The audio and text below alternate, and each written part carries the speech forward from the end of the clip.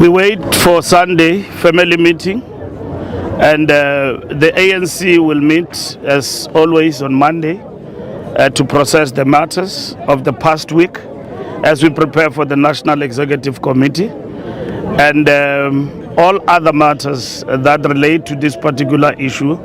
Ntantlam Kwanazi implications, intervention that the president will have analyzed will get and receive full attention of the ANC on Monday.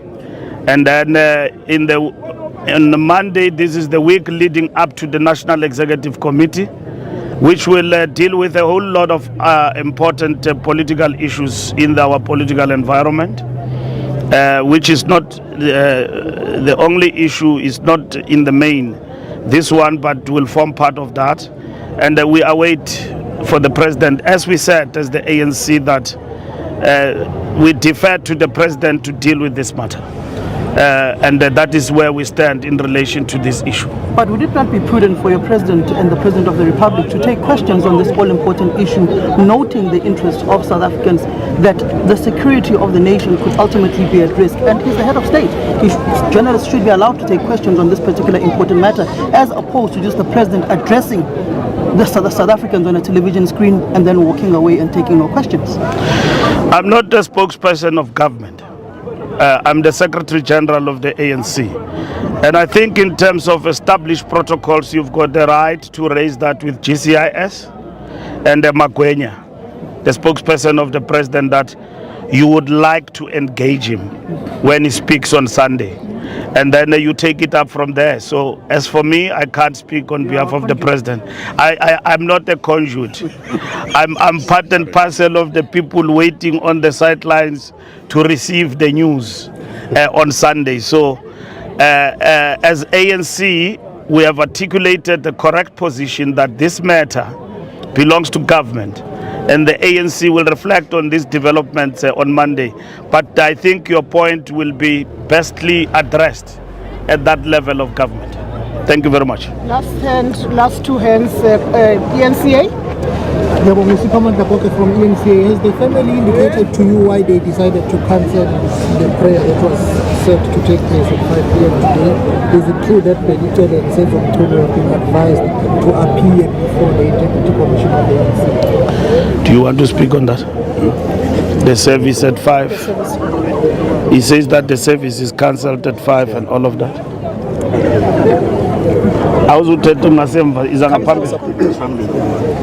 Our provincial secretary will address that part you have asked.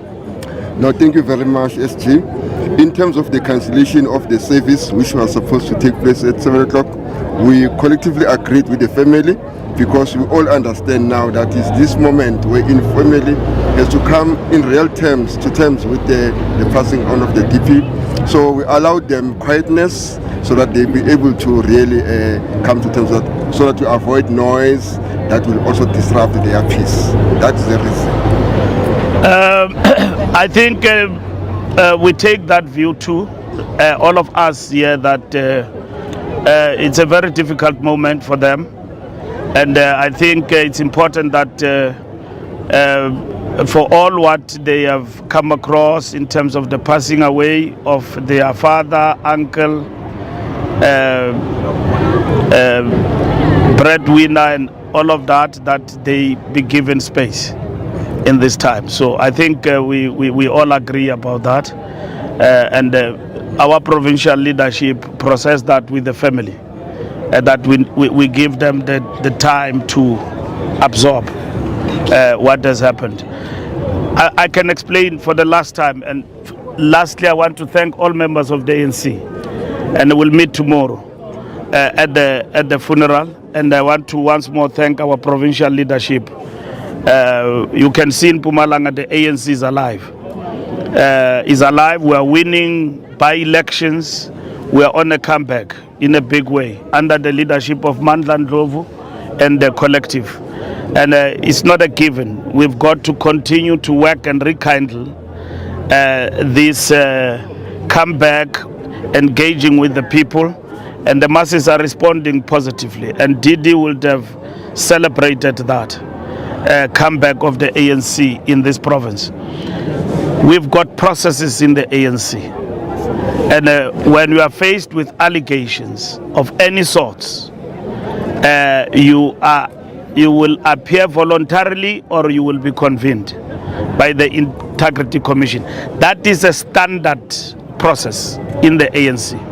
So it's not a question of whether or not they will want to appear or not appear. They will. If they don't, they will be convened. But what we avoid in the ANC is to trial people by the media. And then it's a fait accompli that people are guilty, as it would have been said. I don't think it's the right pattern to follow. There's always two sides to the story. And that is why in our processes, even in terms of the principles of our jurisprudence, they guarantee the rights of individuals, including hearing the side of others. And to prejudge, it is called prejudice, that people are guilty as charged. It is incorrect. There should be mechanisms put in place for everybody to respond. That is why South Africans are not trialed through a kangaroo court. They are subjected to the jurisprudence of our country. Nobody is above the law, and everyone have got the right to be listened to, and everyone is presumed innocent until decided otherwise. In terms of the ANC, when you are arrested, you are charged, you step aside. That's what the ANC has decided, and that has been the practice. It has not changed. It applies to all members across. So in this particular instance, the processes of the ANC of renewal that ensure that where integrity of the movement and individuals is brought into question and it affects the integrity of the ANC, that those matters will be ventilated through the Integrity Commission. So members voluntarily appear, and then or otherwise they are convened. The only question you can ask is, have they appeared or are they going to appear? I'm not aware when they will appear before the Integrity Commission. The Integrity Commission can only give me those answers as and when I ask. I'm here now, and then next week I'll have clarity about that.